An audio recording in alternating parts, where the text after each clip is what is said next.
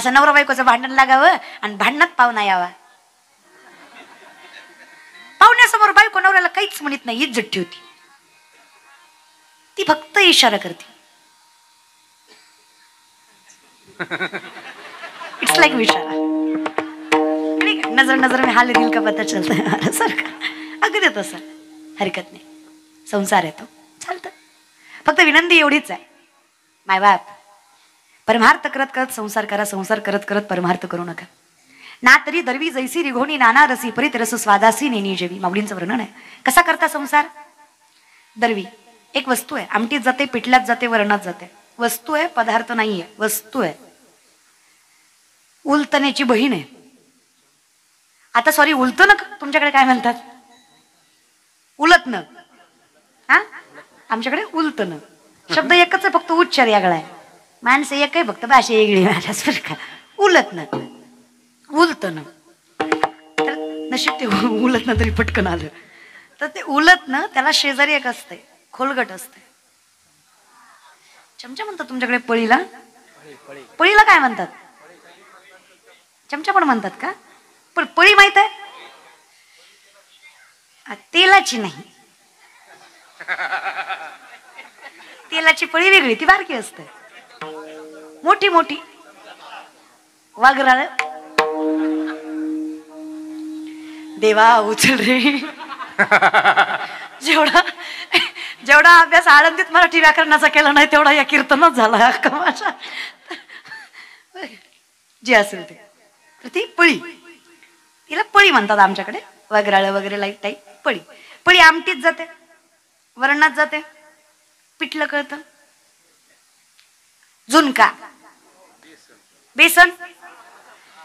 आता मी मेले, मला ना टेन्शन यायला लागले. हा, तर ते पिठलं, बेसन. बेसन आपण त्या चमच्याने सगळं वाढू शकतो, बरोबर आहे. ते सगळ्यात जातं. पण त्याला आमटीत गेल्यावर विचारायचं. आमच्याकडे ती स्त्रीलिंगी आहे, तुमच्याकडे तो पुलिंगी झाला महाराज. तर ती पळी आमटीत गेल्यावर तिला विचारायचं, का ग पळी माय एवढी आमटीत जाऊन आली, मग आमटीत तिखट झाली का आळणी झाली. पळी माय सांगते का. आता एवढी ढवळू ढवळू येते की, पण सांगत ती तिचंच काम करते, बलत करीत. दरवी म्हणजे पळी. ना तरी दरवी जैसी रिघोणी जाऊनी नाना रसी परिते रस स्वादासी नेनी जेवी आसोनी. अगदी तसा संसार करा. मुखात नाम असावं, हृदयात पांडुरंग असावा, चित्त जगाच्या मालकाजवळ असावं. शरीर संसारात असलं तरी हरकत ठाईचं वैसोनी. फक्त करा एक चित्त आवडी आनंद देव मिळतो. फक्त मुखात नाम. हरिमुखे म्हणा, हरिमुखे म्हणा. पुण्याची गणना कोण करे. आसोनी संसारीची देवी गुकडी मी गुकडी वेद शास्त्र मुखारी बाह्य सदा. हरिमुखे म्हणा, पुण्याची गणना कोण करे. आसोनी संसारी जीव मी गुकडी वेद शास्त्र मुखारी बाह्य सदा. बाह्य सदा, बाह्य सदा. वेदशास्त्राचे महर्षी असणारे व्यासमुनी ग्वाही देऊन सांगतात. काय देतात. ज्ञानदेव म्हणे व्यासाची या कोण. ज्ञानदेव म्हणे व्यासाची या कोण. ज्ञानदेव म्हणे व्यासाची या कोण. ज्ञानदेव म्हणे व्यासाची या कोण. ज्ञानदेव म्हणे व्यासाची या कोण. द्वारकेचा रान पांडवा घरी. ज्ञानदेव म्हणे व्यासाची या कोण. द्वारकेचा रान पांडवा घरी. द्वारकेचा रान, द्वारकेचा रान पांडवा घरी. हरिमुखे म्हणा, हरिमुखे म्हणा. हरिमुखे म्हणा, हरिमुखे म्हणा.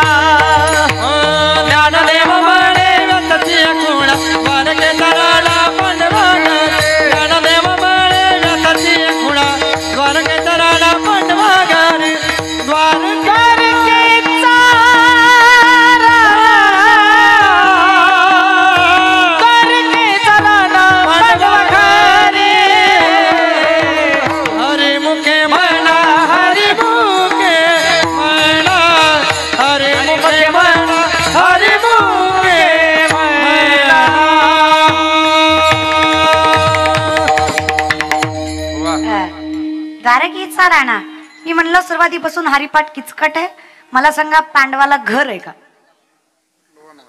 अखंड वनवासी आहे पांडव, मग देव कुठल्या घरी गेला? तुका म्हणे चित्त करारे निर्मळ येवोनी गोपाळ राही तेथे. देव कुठे राहतो? स्वभक्त चित्त रंजन हृदय मंदिरी सर्वागती राम देहा देही. जो राहतो ते स्वच्छ पाहिजे, ते त्याचं घर आहे. तुम्ही बंगल्यात राहता म्हणून देव बंगल्यात येत नाही. तुमचं मन स्वच्छ असेल तुमच्या सहित देव बंगल्यात आहे. तुम्ही झोपडीत आहे म्हणजे देव येत नाही असं नाहीये. तुम्ही मन निर्मळ करून जगाच्या मालकाला झोपडीतही स्थानापन्न करू शकता, बंगल्यातही स्थानापन्न करू शकता. कारण तुम्ही जिथे आहात तिथे जगाच्या मालकाचं घर आहे. जगाच्या मालकाने पांडवाच्या हृदयात घर निर्माण करून साक्षात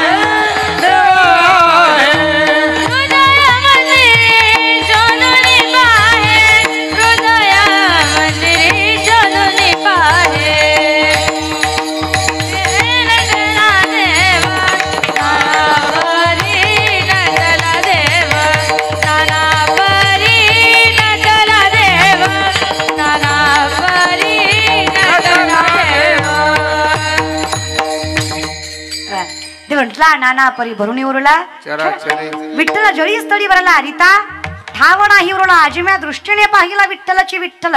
सामर्थ्याने लक्षात घ्या, देव बघायच्या भानगडीत पडू नका. ते संतांची वाक्य आहेत, ते आत्मस्वरूप आहेत. अवतार पांडुरंग नाव ठेविले, स्वतःची ओळख झाली याचा अर्थ देवाची ओळख झाली. स्वतःची किंमत समजून घ्या. आजची पिढी लय अवघड झालंय आपलं, आपल्यालाच आपली किंमत कळत नाहीये. काही लागत नाही दादा, नाव कमवा, पैसे कमवा. संत गरिबीत राहा म्हणले नाही, गरीब राहा म्हणले. गरीब राहणं वेगळं आणि गरिबीत राहणं वेगळं. पैसा कमवून गरीब राहा, गरिबीत राहून गरीब राहू नका. बिंदास. आपला बाप श्रीमंत आहे, द्वारकेचा राजा आहे, त्याची लेकरं आहे आपण. बंगले बांधायचेच, गाड्या घ्यायच्याच, मायबाप सुखानं नांदवायचेच, असा विचार नाही करायचा. भले तरी देव कासेची लंगोटी, पण नाठाळाच्या माती काठी ताकद असली पाहिजे तरुण पिढी आपल्यात. जरा इतिहास वाचा, लय अवघड होईल आपलं. आम्हाला फक्त गोरी दिसली, गालात असली, माझीच आहे, तुझ्या बापाची पेंड आहे, हे सोडूनही आयुष्य असतं. काही लागत नाही. अरे चालायला लागलो 10 जणी सोबत चालावं, बसलो 10 जणी सोबत बसावं, उठलो 10 जणी सोबत उठावं. यदा कदाचित मेलो ना, ज्यानं ऐकलं त्याच्या डोळ्यात खळकन पाणी यावं, इतकी ताकद आपल्यामध्ये सामर्थ्याने निर्माण व्हावी. आणि ह्या सगळ्यासाठी ज्ञानेश्वरी हातात, गाथा हातात, मुखात भगवंताचं नाम असणं गरजेचं आहे. नाही कळली ज्ञानेश्वरी तरी वाचा. तुम्हाला ज्ञानेश्वरी नाही कळली तरी चालेल. ज्ञानेश्वरीला तुम्ही कळला, जीवनाचं कल्याण आहे. ज्ञानोबारांना तुम्ही कळू द्या, त्यांना कळू द्या हे माझं लेकरू, ह्याला ऊब लागली पाहिजे माझी.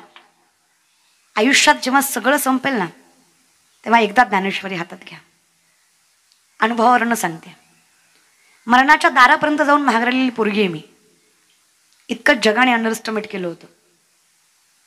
एखादी चूक किती महागात पडते, किती त्रासदायक ठरते, किती लोक पातळी सोडून बोलतात, हे सगळं अनुभवलेली पोरगी आहे मी. बहीण म्हणून सांगते, चरणावर मस्तक ठेवून सांगते. बोलणाऱ्याची तोंड यशानेच बंद करू शकता, बदलानेच बंद करू शकता, स्वतःच्या सामर्थ्यानेच बंद करू शकता. आणि खरं सांगू, जेव्हा जग हारायची वाट बघतं तेव्हा माणसाने जिंकून दाखवावं. त्या जिंकण्यात मजा आहे, त्याला यश म्हणायचं. जेव्हा जगाला वाटतं ना ह्याला जमणार नाही, तेव्हा पोस्ट काढायची, तेव्हा व्यापार करायचा, तेव्हा मोठं व्हायचंय. मग आपल्या आई बापानं स्वतःची ओळख आपल्या नावाने सांगितली पाहिजे. खूप झालं आता, केली की आयुष मौज मजा बस. बरं का मुली, स्वतःच्या पायावर उभं राहिल्याशिवाय लग्न करायचं नम्रतेनं जगताच आलं पाहिजे. बाईचा अधिकार आहे तो. घरात तुम्ही पार्वतीच असल्या पाहिजे, पण जगात तुम्ही कालिकाच असल्या पाहिजे. घरच्याला कधीच उत्तटपणे बोलायचं नाही, पण जर आपल्याकडे वाईट नजरेनं कोणी बघितलं तर हात तोडून हातात द्यायची ताकद आपल्यात असली पाहिजे. ती स्त्री कालिका आपणच आहे, पार्वती आपणच आहे, जय बाबा आपणच. हे बघ माय, हे जग आहे ग. इथे ना दादा, काही केलं तरी लोक नावं ठेवतात. गोरी बायको केली तरी म्हणतात बाबा याला बरी दिली, आणि काळी केली तरी म्हणतात आई गो यानं बरी केली. मग काय ब्रह्मचारी ठेवतं का त्याला? लोक बायको करू देत नाही. परमार्थाचं काय घेऊन बसले? स्वानुभव, पर्सनल एक्सपिरियन्स. शांत कीर्तन केलं, त्याला काय काळा होती वय, नुसतं उभं राहिलं गेलं. जरा हसून खेळून एनर्जीने कीर्तन केलं, गेल तो कीर्तनाला, येत तर काय नाही, पण नाचू नाचू जिरी होती. मग करू काय, मरू का? जाऊ दे रे. जर आपली चूक नाही तर घाबरायचं नाही. चूक असेल तर सुधारवायचा प्रयत्न केल्याशिवाय राहायचं नाही. चूक मान्य करायला घाबरायचं नाही, आणि चूक असेल तर सुधारवायला मागे सरायचं नाही. आणि नसेल तर फक्त जगाच्या मालकाला, बाकी कोणाच्याच बापाला घाबरायचं. आजची पिढी चरणावर मस्तक ठेवून सांगते, असं जगा. लोक ग्राह्य धरतायत, अंडर एस्टिमेट करतायत. आमच्या वर्गात एक पोरग आहे, मी लॉच्या सेकंड इयरला आहे. सरांनी त्याला उभा करून एक प्रश्न विचारला, उत्तर देताना आम्हाला कळलं ती बोबडे. अख्खा वर्ग हसला. सर म्हणले, अक्कल आहे का तुला? तू वकिली करणार आहे म्हणे, तुला वकिलीला केस देणार कोण? तर म्हणला, ततलं बोलू नका. कतलं बोलू? ततलं नाही तर कतलं बोलू? बरं, तुला केस देतील ही एखादी माया म्हणून, तू लढणार कशी? तो म्हणला, कती बी ललल. कती ललल? अरे तू ललल, पण पुलत्याला कलल का?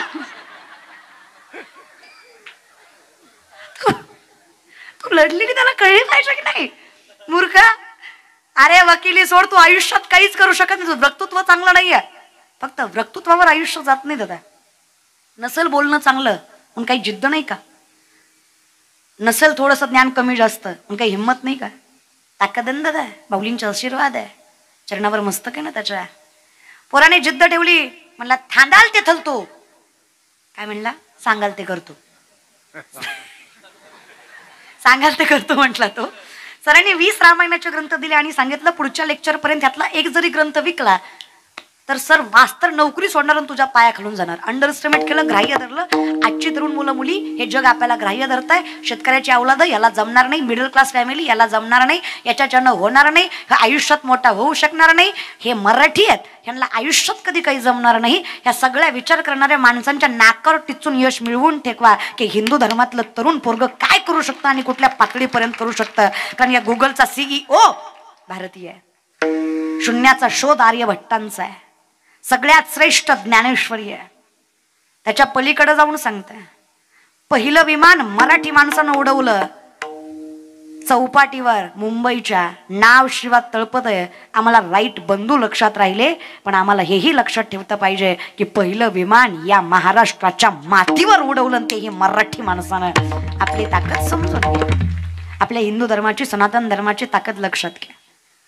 विनंती आहे, वापर करा त्या ताकदीचा, डोळे झाकून राहू नका. पोरगा पुढच्या लेक्चरला आला, सरांनी उभा केला, का रे विकले का ग्रंथ? त्याने खाली मान घातली. सर म्हणले, माहित होतं तुला जमणार नाही. पोरगा म्हणला, तल थगले विकले. सर म्हणले, कस काय? लय थोपाय. म्हणला, तल प्रत्येका थमोलता येतो, त्याला थांदा येतो. हे बघा हे रामायण, हे बघा बघा, हे बघा हे रामायण. तुम्ही देता का मी वाचून दाखवू?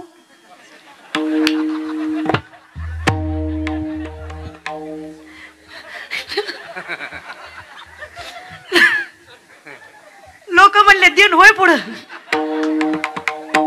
तुझ्याकडनं थित ऐकण्यापेक्षा घेतलेलं मला. स्ट्रॅटर्जी रे, गणिमी कावा दुनिया.